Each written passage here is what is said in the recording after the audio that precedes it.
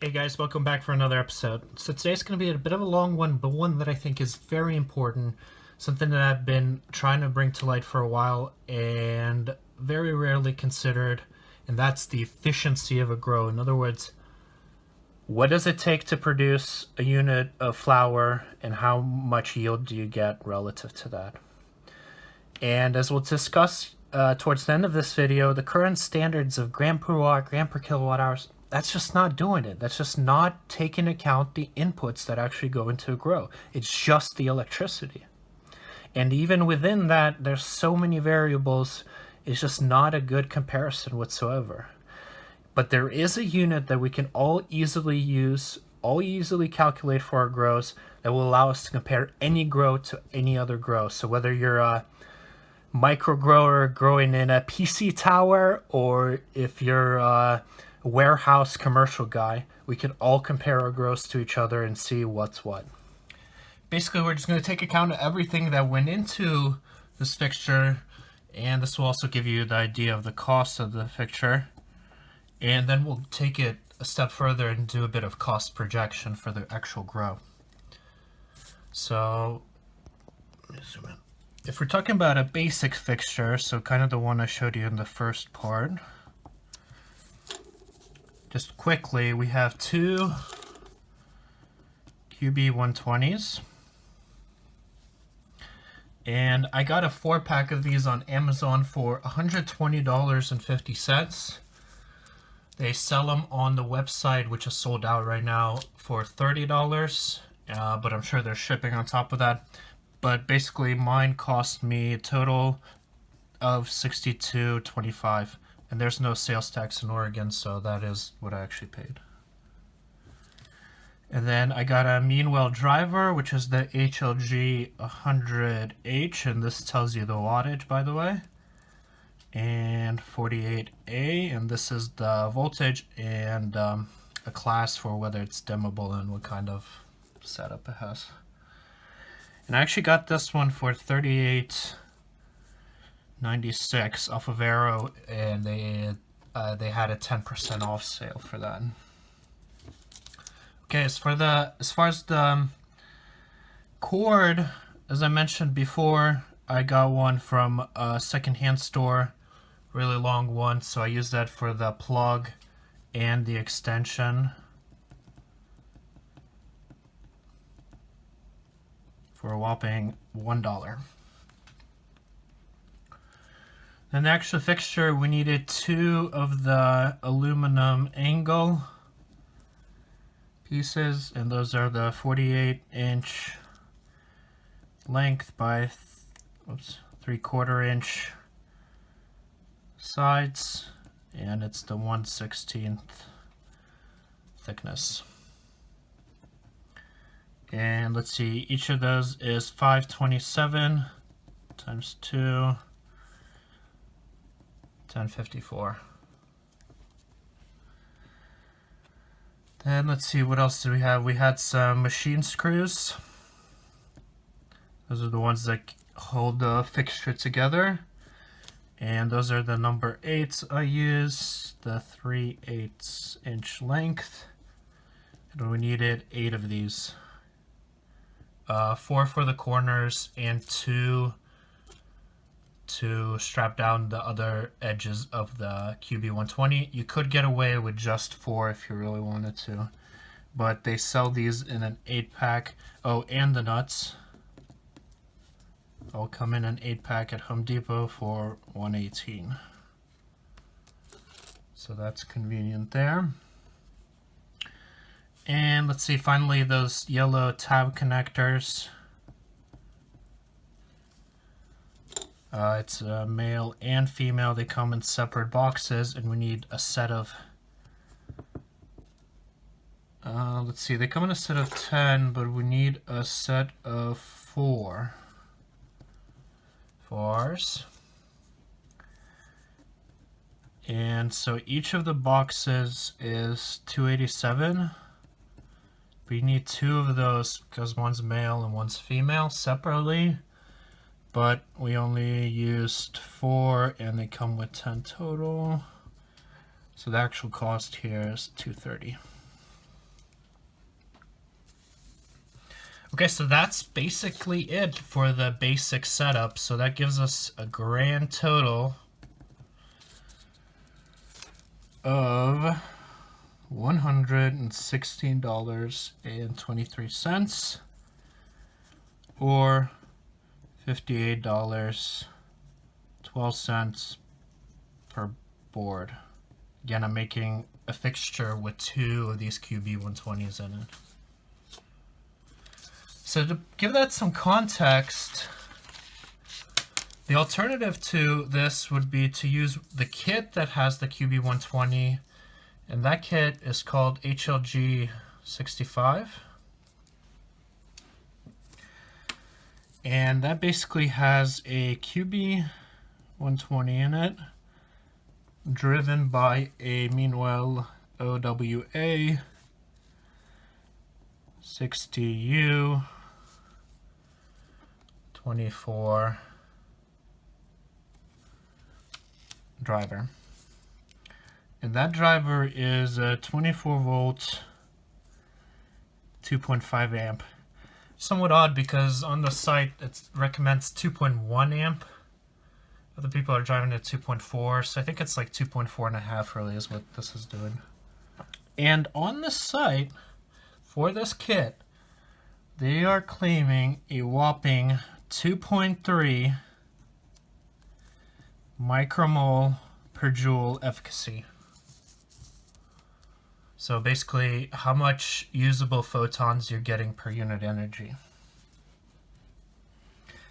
And the cost of one of these is, again, they seem to be sold out of pretty much everything at the moment. Probably not when you watch this, but the cost of one of these kits comes with a driver and some hanging stuff is $99. We are using 2 quantum boards, so my fixture is effectively covering double the area of this one. So let's go ahead and multiply this by 2 to get the same equivalent amount of light. So that would be 198 for 2 of those, to do a direct comparison here. And so what I'm gonna do here is have a cost per micromole per joule. In other words, how much does 1 micromole per joule cost in these fixtures? If you were doing a comparison in between 2 different types of fixtures, you wouldn't be able to do that. What you would want would be the total photon flux or the average PPFD and the area that they measured in, something like that, so you could actually compare apples to apples. But since these are the same boards, I think this is okay. Just to give you an idea of the difference between the DIY route and the prefab route. So that comes out to $86.09 per micromole per joule, and the correct way to write that would be, let's see, $joule per micromole.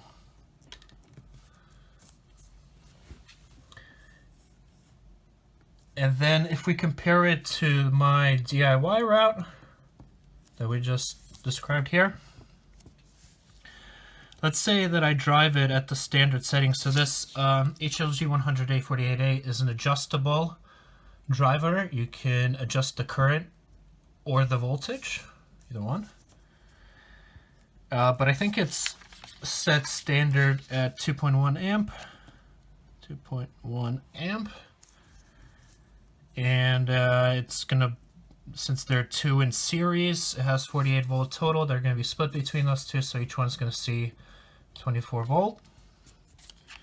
And so that gives us a consumption of 50.4 watt or 100.8 for the total board. So this is per board. This is for the fixture. Okay, so this 2.3 micromole per joule, I'm not exactly sure, they're not quite detailed enough about it, but I'm pretty sure that's at these settings. So if we underdrove it at 2.1 amp, I'm not entirely sure if this efficacy would go down or not, right? Because the amount of light you're putting out would go down, but the amount of energy you're consuming would also go down. So it might, the efficacy for this option might actually go up but I'm not sure. So let's just be conservative and say that for this DIY route, for whatever reason, it turns out to be 2.1 micromole per joule. Kind of closer to what you see for other fixtures. And so we can calculate again this value. And for the DIY route, that would be 55.35 joule per micromole. i.e. how much a micromole per joule would cost. So in other words, the conclusion here is kind of that going the DIY route is about 36% cheaper compared to the prefab kit. And you know, a difference of $30 per area, whatever, or for the two fixtures, for two lights, I don't think that's that great. And you know, imagine how much time you're going to spend cutting all of this, drilling it. Other than these consumables, you're also going to need a drill bit, a hacksaw, you know, some other stuff. So, you know, you make the choice whether you want to go the DIY route or the prefab route. I think, you know, if you take account of the time you spend on this, they're pretty much the same value. They're pretty close. I think this is quite a fair deal. This one gives you a bit more options as far as changing the current or the voltage of the driver, but, you know. Anyway, so then quickly, let's go over the other fixtures that I made. So that was the basic one. So the tilt fixture.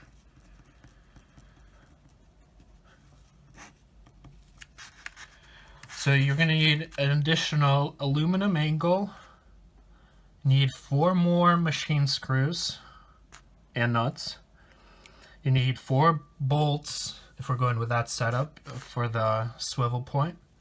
Some jam nuts and some lock washers. But basically this is going to be an additional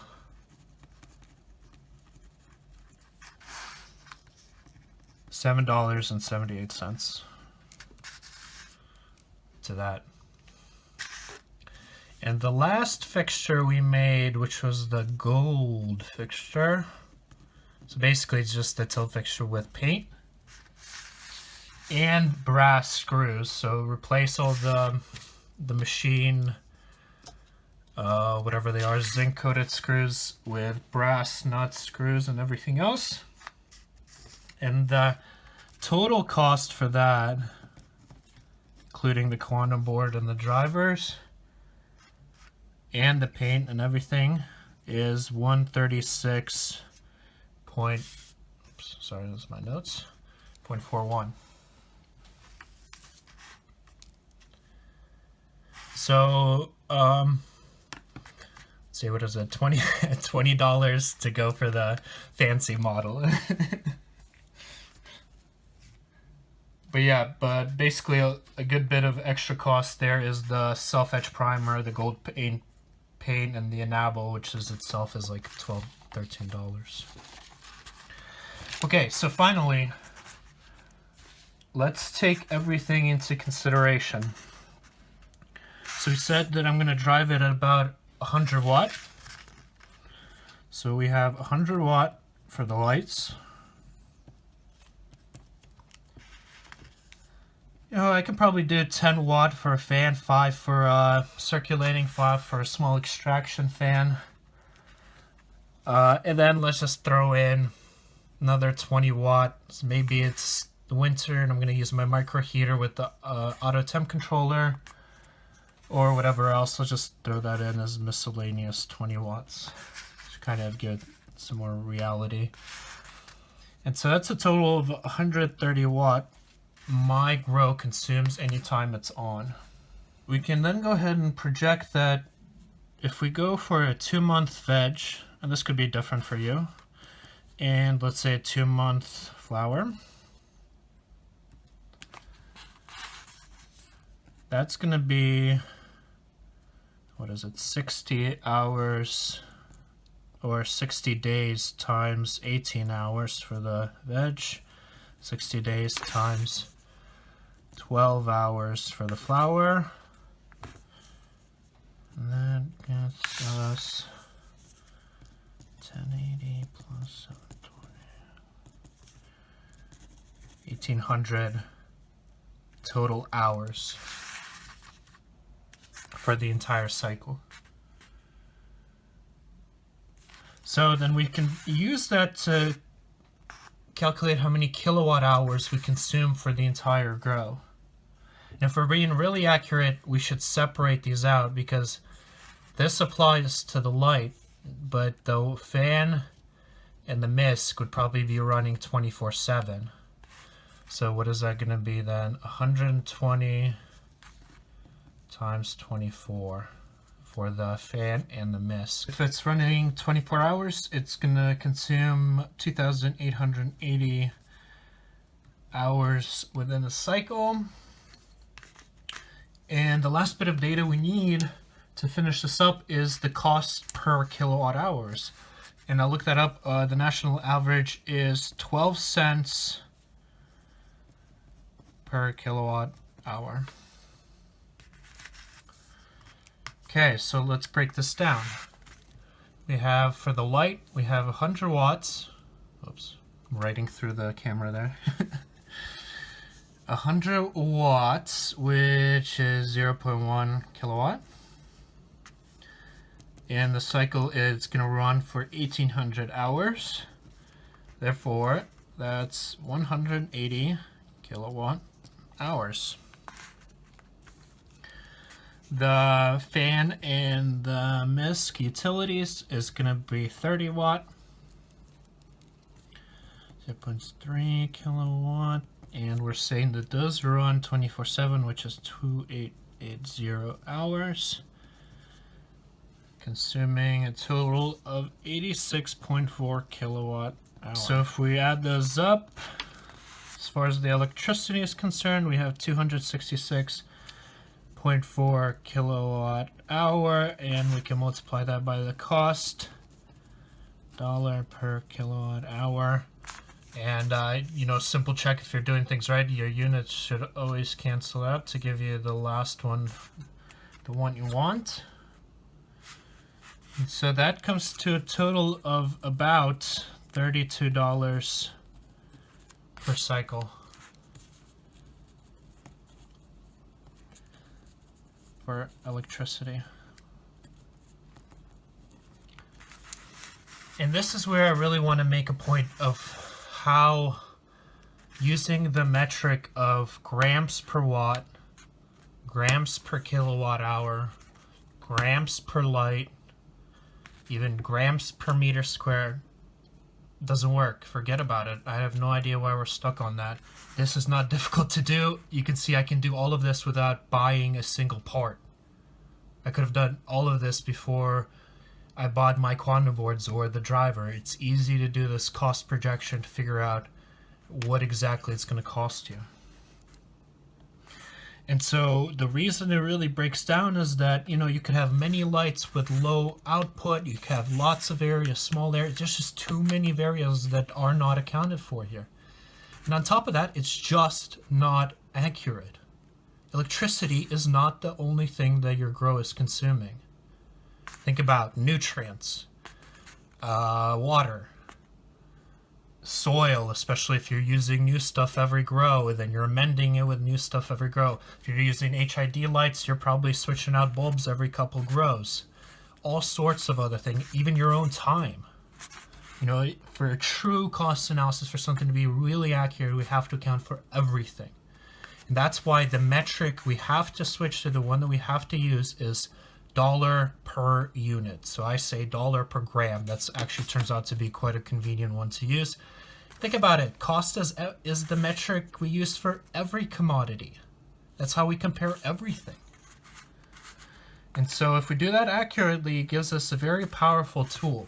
So let's keep going here. So we have $32 for electricity.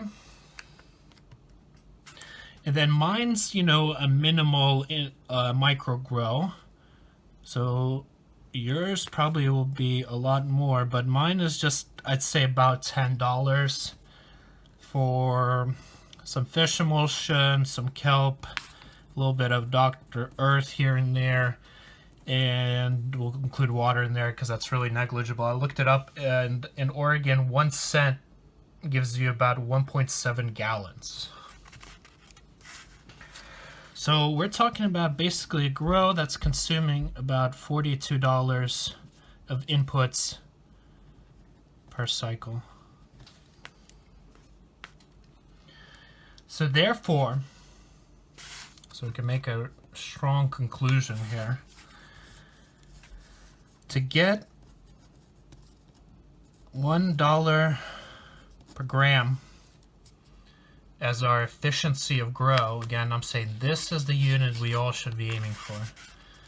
And obviously what it turns out to be in the end is still a complete unknown, and basically all you'll do is take your cost, divide it by your yield, and it'll give you some number. But if I want to achieve $1 per gram, I obviously have to yield 42 gram per grow. So what is that? A little bit less than 1.5 ounces. And I'm growing in a 2 foot by 3 foot by 3 foot setup. And I think that's quite possible. You know, you kind of got to be on your game, but I think that's doable. But really what I think we should be aiming for, and again, if you never get down to this point and you have no idea where you stand as far as how efficient, how much value you're getting out of your grow. What I think would be considered a really efficient grow would be $0.5 per gram or less. And in that case, obviously you would need to get up to 84 grams per cycle. And this is where the limits of a microgrow really set in. I think 0.5 is quite doable on a larger setup, but in this type of space, if you can achieve this, man, all the props in the world, you are a master. Okay, and finally, let's put this into context. You know, one thing that I think no one is asking themselves, does it even make sense for me to grow? Obviously, there's a lot of situations where the answer is yes, regardless of cost, with the legal state of things. But I just want to put this value in a bit of a perspective for you.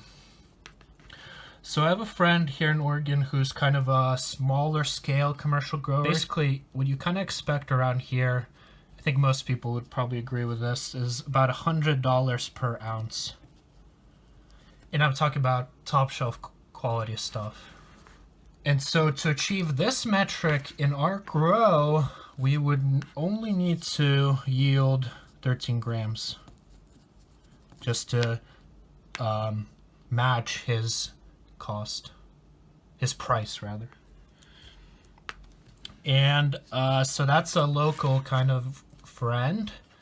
And then if we're talking about the dispensary, and I've never actually bought flower in an Oregon dispensary, to be perfectly honest with you, but I think it's around, I don't know, 6 to 15, something like that.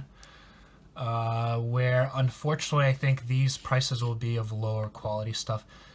The stuff I've seen in dispensary does not match the stuff that this guy's producer. Obviously, he's selling to dispensary. Where it goes, I have no idea.